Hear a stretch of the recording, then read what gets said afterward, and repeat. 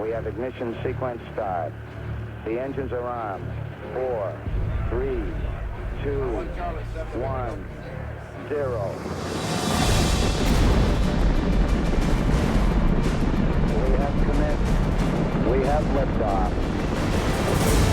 Man's conquest of space was born out of war and a rivalry between two superpowers. Is it confirmed? Yeah. The United States and the Soviet Union. It's amazing. Two nations racing to create powerful weapons with a longer, more destructive reach. We can reach Western Europe. What about America? But the battle to build a better rocket pushed man where he'd never gone before. It's one small step for man, one giant leap for mankind.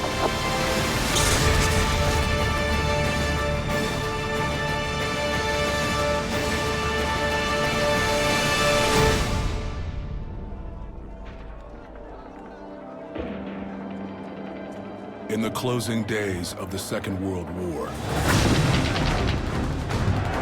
American forces seize Germany from the west, while the Soviet Union charges from the east.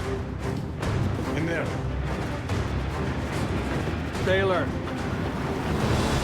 The two allies are in a race to get their hands on the Nazis' most powerful weapon, a long-range rocket known as the V-2.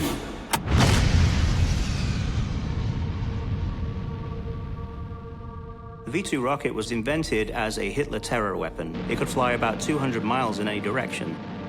The V-2 was capable of going into space, the first thing ever created by humans that could actually get high enough to go into space. So technologically, a huge advance for what rockets could do. The only thing the Allies want more than the powerful V-2 is the genius who created it. German scientist Wernher von Braun. Even though he's the Nazis' top rocket designer, von Braun's real ambitions have never been about war, but about space. Von Braun's passion was making humans a spacefaring species. He firmly believed that humans should be leaving the planet and exploring other worlds. And he was convinced that we had the wherewithal to do that for the first time in history. By collaborating with the Nazis, von Braun has been able to finance his experiments with rocketry. Wernher von Braun was fanatically driven by this vision that he had of space travel. And this was a very expensive hobby. Really only the military and governments could finance this dream of his. And so for him, he would have sold his soul to just about anybody. But his V-2 is not enough to save the Reich.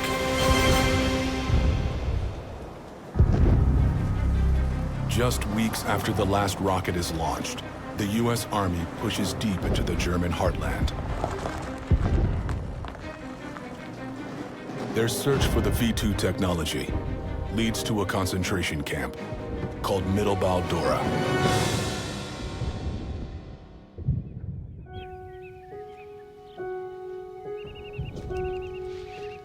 You two, in there.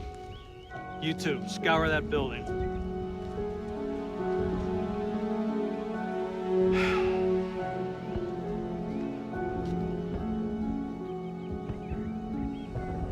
But as horrific a discovery as it is, the camp hides another secret. Colonel, we found something.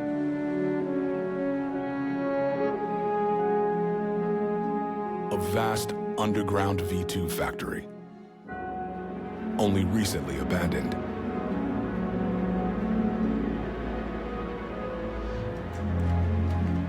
From the depths of this living hell, the Americans have beat the Russians to the punch. Open it up.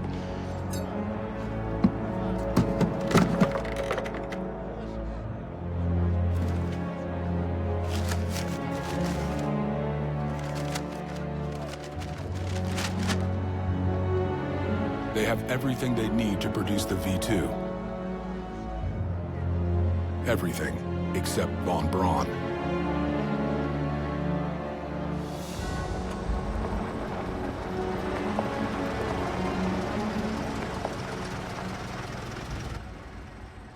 But the Americans are in for another surprise.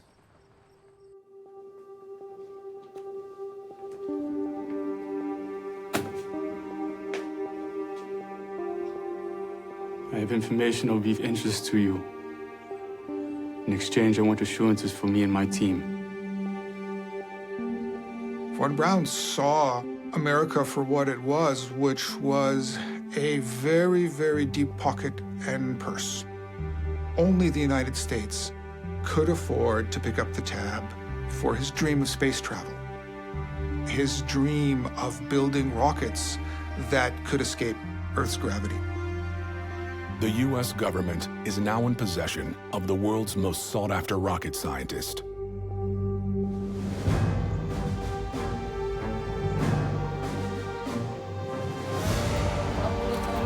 Leaving the Soviets to hunt for any scraps the Nazi rocket makers may have left behind.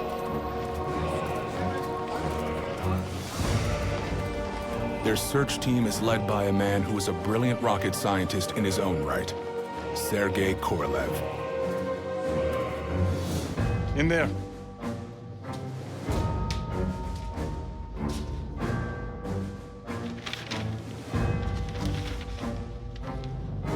Anything?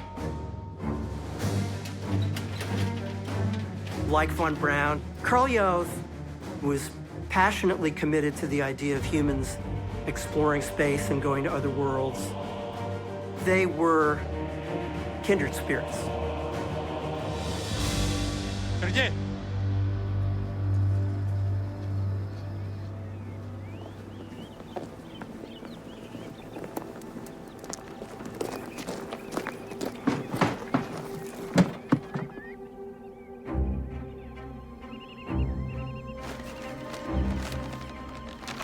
The Soviets stumble upon a hidden stash of documents and spare parts that the Americans missed. Now, Korolev has the means to build a rocket capable of traveling into space or striking any enemy of the Soviet Union.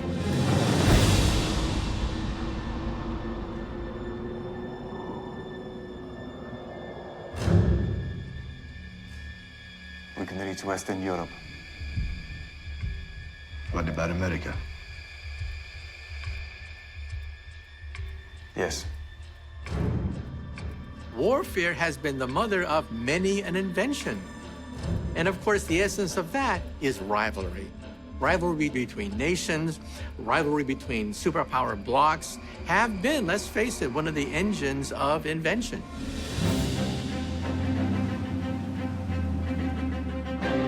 In order to make a weapon capable of reaching America, Korolev needs to improve upon the design of the V-2. The Russians start elongating the rocket so they can hold more fuel, giving it slightly bigger engines, designing their own guidance systems.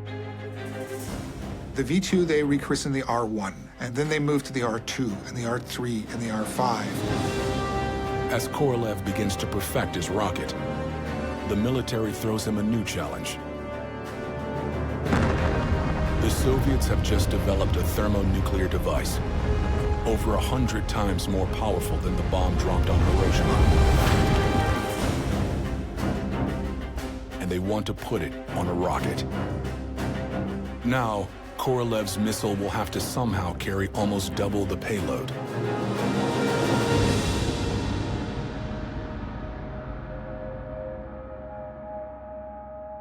It's a problem that demands a daring innovation. Korolev's R-7 will be 5 rockets in one. Ringing the core will be 4 powerful booster rockets. They'll lift the core rocket past the hold of Earth's gravity. Then they will be jettisoned, freeing the core to fly to its target. It's a breakthrough design, a multi-stage rocket.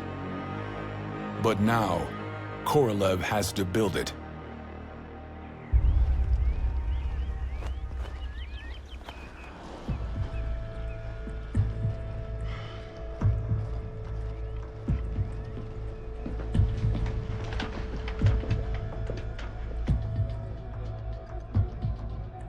Your orders are to keep waiting. While Korolev is advancing rocketry, the man who created the V2 is getting nowhere. Wernher von Braun and a team of German scientists were brought to Texas, to a military base, and ended up spending 5 years, kept on ice by the American authorities, who said, well, we may not need you at this very moment, but one day we will need your services. 5 very frustrating years for Mr. von Braun.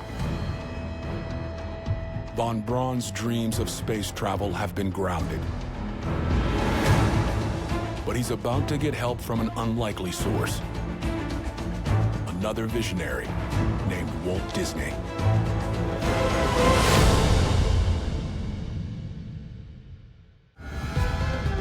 In the early days of the race for space, the Soviet Union has the upper hand. Led by Sergey Korolev, they are developing a multi-stage rocket capable of carrying a nuclear bomb. Meanwhile, in America, German rocket scientist Wernher von Braun has been kept on the sidelines by the US government.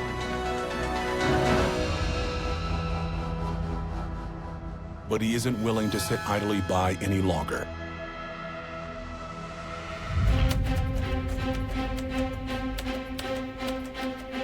Since no one will listen to him, he turns to sort of the mainstream media. And he sends out on spec an article to Collier's, which at the time was one of the most popular magazines in the United States. Von Braun writes a series of dramatic magazine articles celebrating space exploration and catching the attention of legendary filmmaker Walt Disney. Robots. Driving electric cars. I mean, flying cars. No. I'm not hearing thrilling.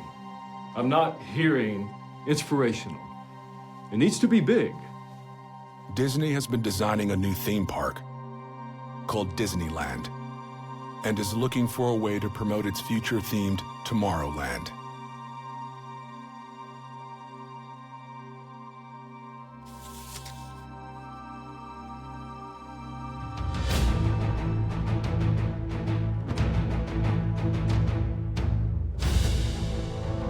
Disney is a showman. Disney sees in von Braun an effective sales tool to market this new theme park that he is building on the orange groves of California. Have you ever dreamed of visiting the moon? That dream is about to happen. Visionaries like the brilliant Dr. Wernher von Braun. Over 42 million Americans tune into von Braun's appearance on Disney's primetime broadcast. This station will be a large rotating... And he hopes it's enough to push America closer to outer space. It will take 5 days to travel the 240,000 miles there. To get to the moon, we will need a spaceship like this one.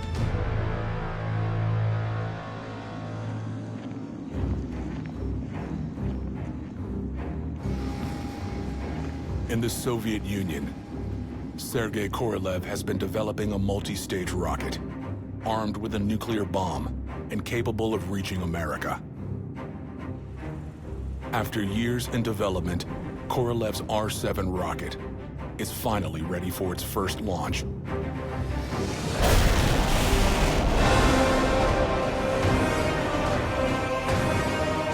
Fitted with a dummy nuclear bomb, the R-7 will attempt to strike a target nearly 4,000 miles away. The same distance as from Russian soil to Washington, D.C.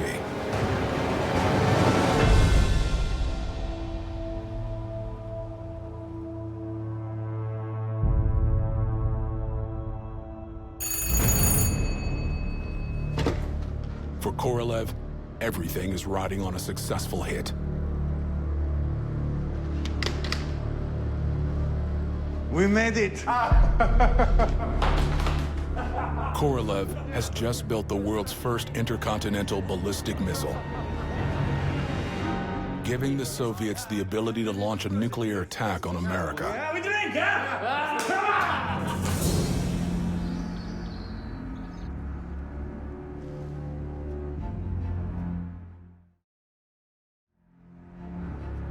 Our assets in the region, what do they say? We'll have new intel by 0900. For U.S. President Dwight Eisenhower, the news is a call to arms. He needs a missile program of his own, but employing the best available scientist would be political suicide. Von Braun was frozen out of the ICBM program because of his German roots. Eisenhower was very much on board with the development of missile technology, but he certainly wanted to avoid any associations with the Germans. But while the American rocket program is just getting started, the Soviet Union is moving rapidly ahead. Now that he has a working long-range rocket, Korolev wants to send America a message and a public display of Soviet superiority by putting the first satellite into orbit. Sputnik? Sputnik. Korolev realized here was an opportunity. He had a rocket, he could launch something into space, and he could beat America, and he wanted to show what his country could do. And this was the way to humiliate America.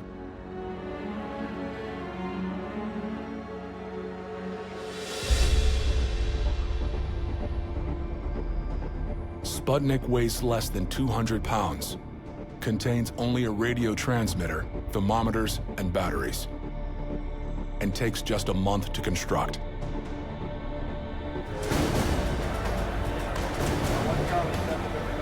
If Sputnik makes it into orbit, the Soviet Union will be first in space.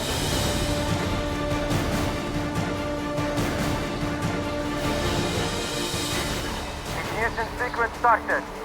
4, 3, 2, 1.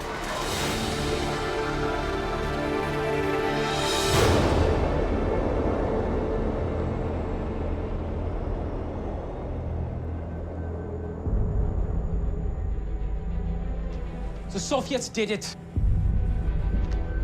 They're on orbit. Is it confirmed? Yeah. Von Braun was furious. He fumed when he heard the news. You know, if they'd let us have our way, we could have had a satellite up long ago.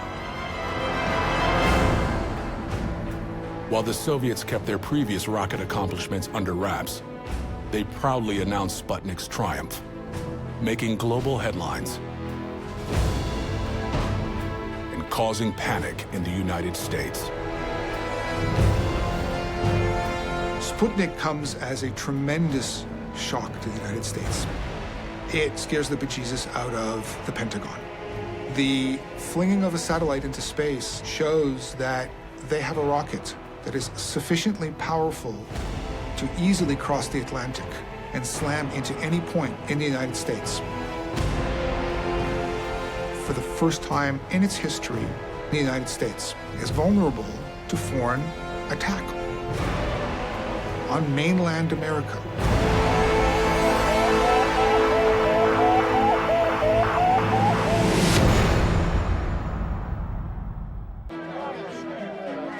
Soviet rocket scientist Sergey Korolev has launched the world's first satellite, while America's top rocket scientist, German Wernher von Braun, is forced to watch from the sidelines.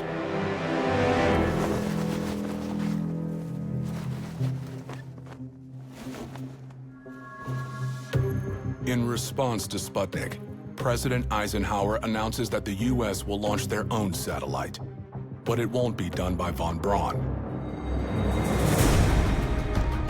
It will be launched by the United States Navy. The mission is called Vanguard. It will be America's first live public launch, and the whole world will be watching.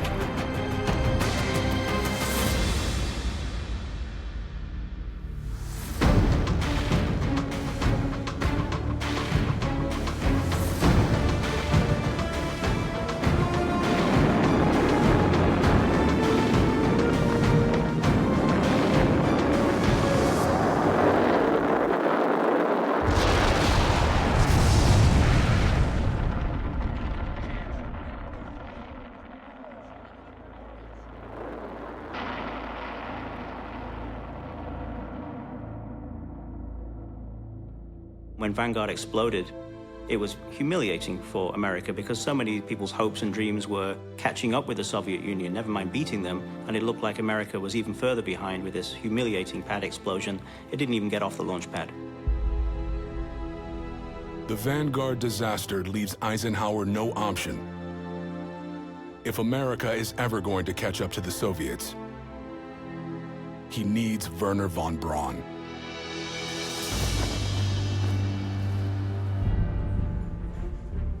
For von Braun, it's the opportunity he's been waiting a lifetime for. He and his team get to work on building a rocket equipped to put a satellite into orbit. It's called the Jupiter C. Von Braun is a one-man designing machine and can look at a rocket from head to toe and know what every single piece fits into the big picture. He can make adjustments on the fly, whereas many others have to go back to the drawing room. Wernher von Braun was brilliant. In just 5 weeks, von Braun's rocket is ready to put the first U.S. satellite in orbit. If he succeeds, he'll be the hero of the fledgling American space program.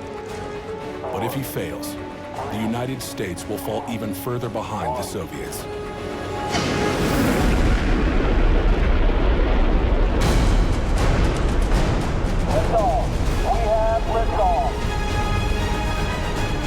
With the success of the Jupiter C, America is finally in the space race, thanks to Wernher von Braun.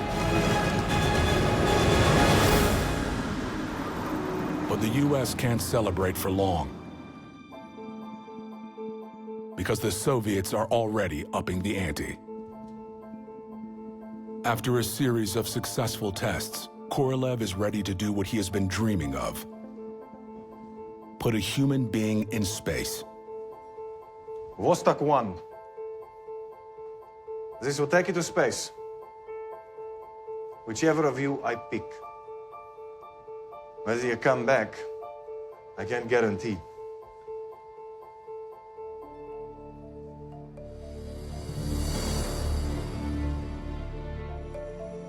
For the world's first cosmonaut, he picks their most promising young pilot, Yuri Gagarin.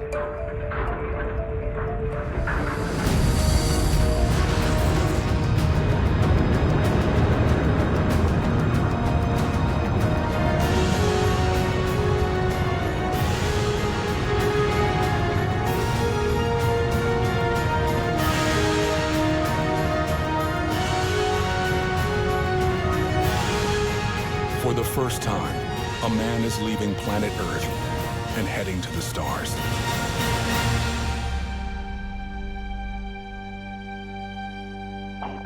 Amazing. What beauty. Such incredible colors.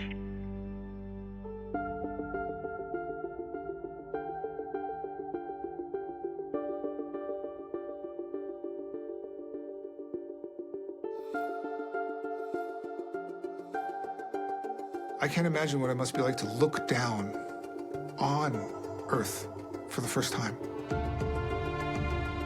Everything is suddenly reduced. The boundaries that separate us must seem to disappear. For that brief moment, you're not thinking in terms of, are you a Russian or are you an American? You're just looking down and just thinking about, we're humans, and this is the first time that we have left our bounds. Getting Gagarin into orbit is a triumph. Fire-breaking rockets. Bringing him home will not be as easy.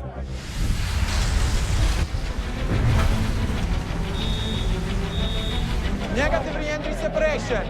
Repeat, negative separation.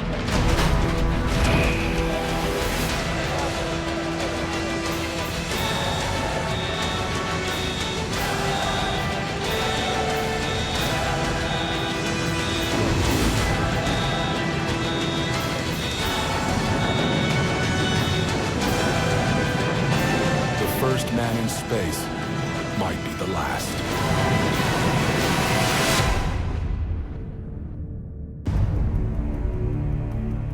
Earth's orbit has become the front line of the Cold War. Led by Sergey Korolev, the Soviets are winning the race. They've put the first man in space.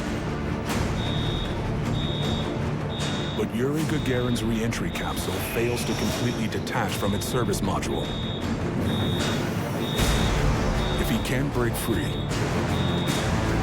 he'll surely be killed by the extreme heat when he re-enters Earth's atmosphere. But the cables tethering Gagarin's capsule burn away first.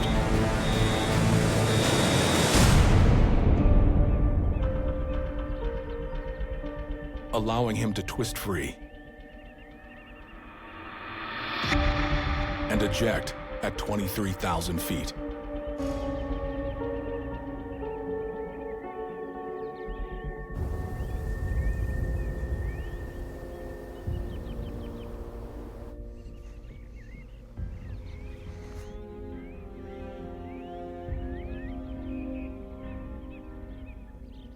He's 200 miles from his targeted landing site, but Gagarin has survived. In just 108 minutes, he's traveled over 25,000 miles. Gagarin is now a national hero. Less than 5 years after Sputnik, the Soviets have beat the United States to space once again. The new American president decides to raise the bar.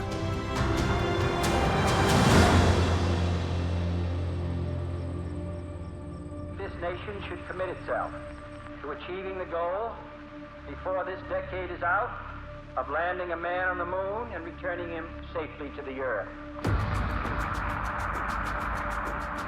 Kennedy realized he had to beat the Soviet Union in something. And pretty much the next big thing was landing people on the moon. And all of a sudden, von Braun had an opportunity. He realized that he could build that monster rocket. He could have an incredible technological engineering achievement to oversee. Now von Braun needs to devise a plan for a lunar mission.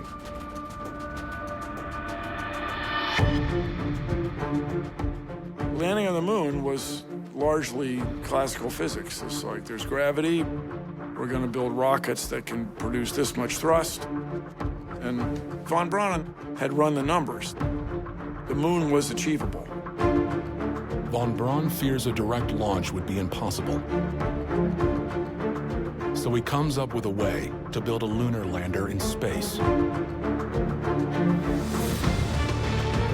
More than a dozen rockets would rendezvous in Earth's orbit, forming a space station where a large lunar lander would then be constructed.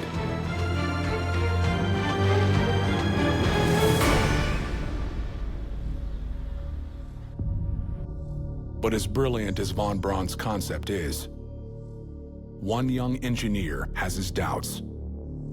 This thing would weigh hundreds of tons. I mean, could you imagine its fuel demands?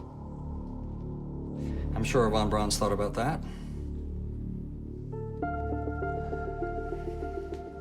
Tom Kelly is a rising star at Grumman Aircraft, the company contracted to build the lunar lander. Earth orbit rendezvous is a whole new ballgame from anything we'd done before. And what Thomas Kelly was saying was, why are you going to bring this enormous vehicle down to the surface of the moon? Kelly is determined to find a better way and develops an idea.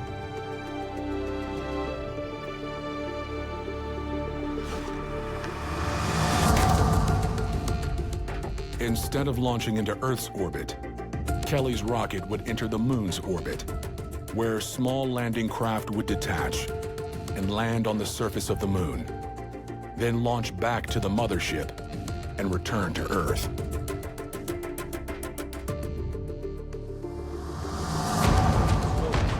It's a plan fraught with risk.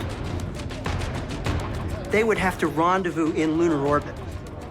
You think rendezvous was scary to people in Earth orbit? Well, it was even scarier to think about doing it around the moon.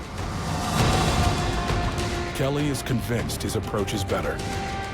But to prove it, he'll have to go up against the most celebrated rocket scientist in the world, Wernher von Braun.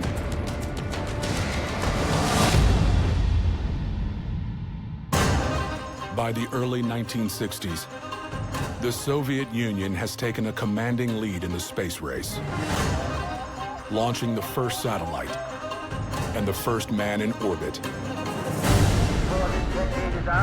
President Kennedy has set an aggressive goal for America of landing a man on the moon by the end of the decade.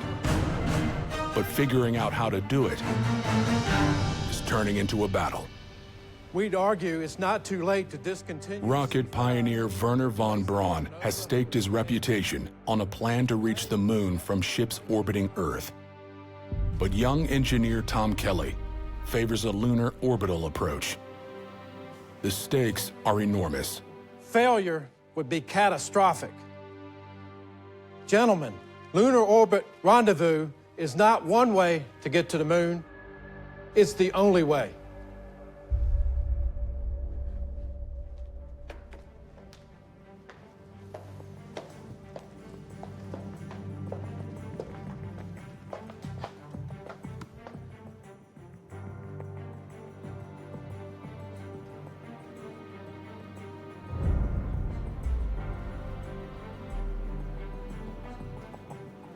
I've spent the past several years developing an Earth orbit rendezvous approach to landing a man on the moon.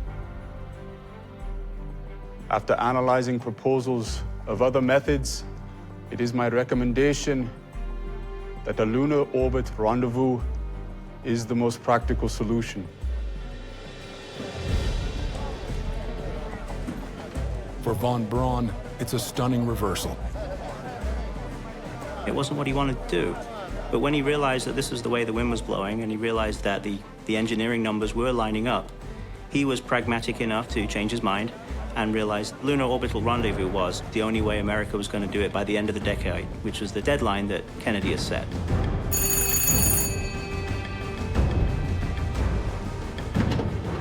Hello? Yes. Yes. Yes, thank you very much. Thank you.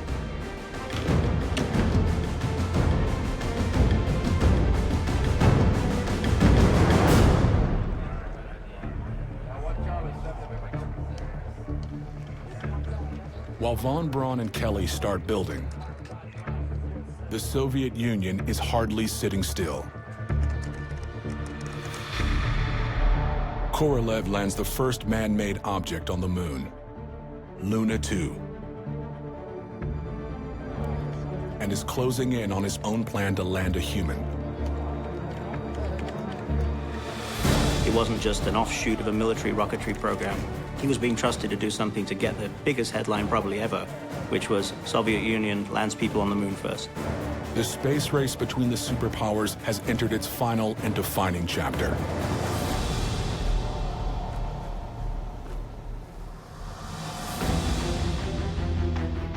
To get men to the moon, von Braun will have to build the largest, heaviest, and most powerful rocket the world has ever seen.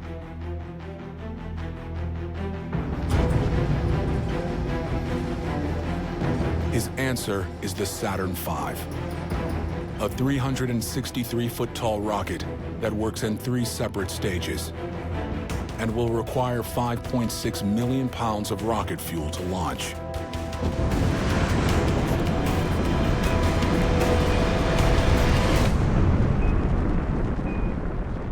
On November 9th, 1967, the first full trial of the 3-stage rocket is a success. But perfecting it will take more than a single test. Some of the other NASA managers looked at this and realized this is going to take 10 Saturn V launches. That's not only very expensive, but it's going to take a lot of time. We need to move this forward.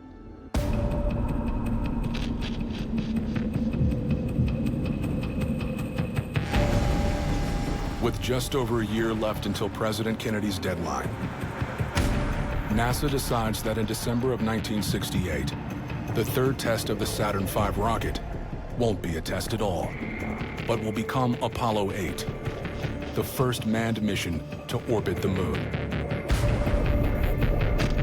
There are very few things that have ever been launched like that, and that's very, very quick. On your third launch, to trust it.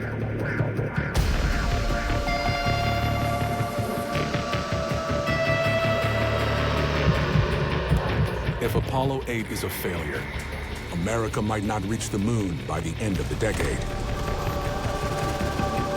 5, 4, 3, 2, 1. 3, 2, 1. We have liftoff. As Wernher von Braun's latest Saturn V launches, each stage deploys perfectly. First stage was very smooth, and this one is smoother. Apollo 8 successfully orbits the moon, and the astronauts are safely returned to Earth. But von Braun knows that landing men safely on the lunar surface will be much more dangerous.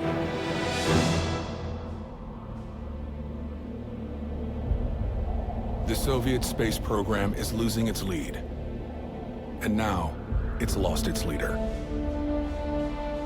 In 1966, Sergey Korolev, the man behind the Soviet Union's historic space accomplishments, dies at the age of 59.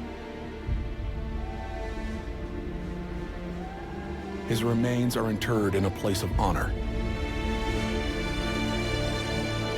the wall of the Kremlin.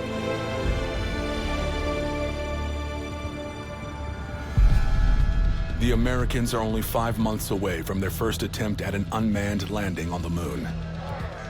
But the Soviets haven't given up the fight, despite the death of their leading rocket scientist. Vasily Mission takes over the Soviets' Lunar program. In February 1969, he launches the first test of the N-1. It's the Soviet equivalent of Wernher von Braun's latest rocket, the Saturn V. 3, 2, 1.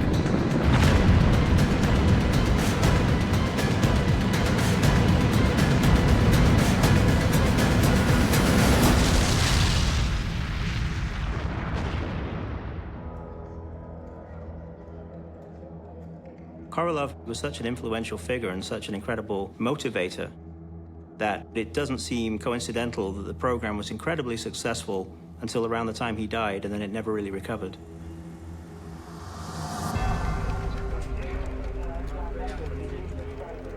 Back in the United States, von Braun and his team continue to rehearse the steps for a lunar landing with Apollo 9 and Apollo 10.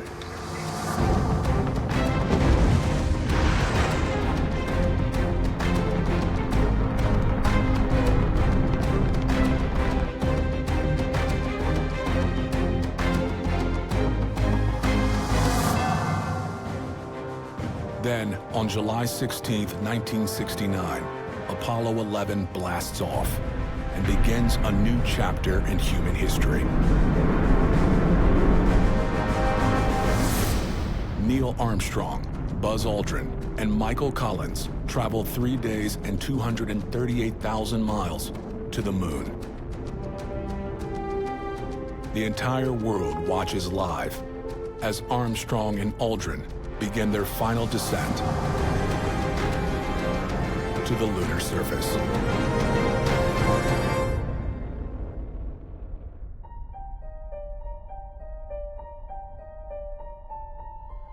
That's one small step for man, one giant leap for mankind.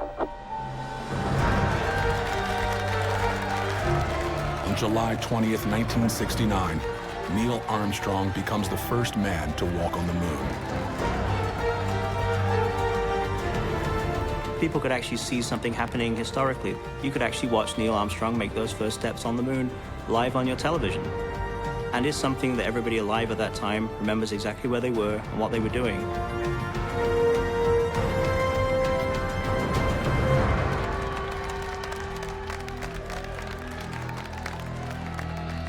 But not everyone is celebrating just yet.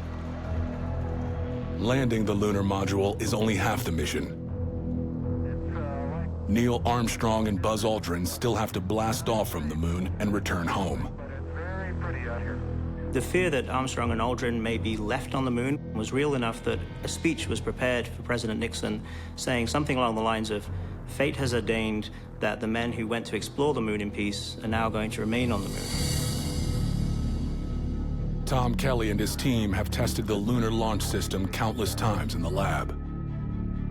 But if it malfunctions on the moon, it isn't just a problem, it's a death sentence. This is, as one of the astronauts used to call it, a sweaty palms moment. There's a real possibility that when it comes time to light the ascent engine, it doesn't fire. 6, 5, 4, 3, 2, 1.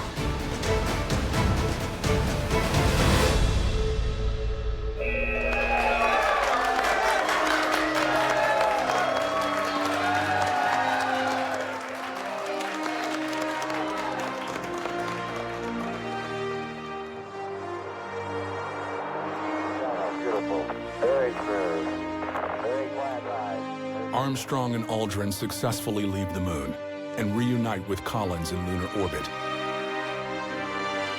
Apollo 11 is the first of 6 successful lunar landing missions over the next 3.5 years. In all, 12 Americans will walk on the moon, and the United States can claim the greatest prize in the race to conquer space.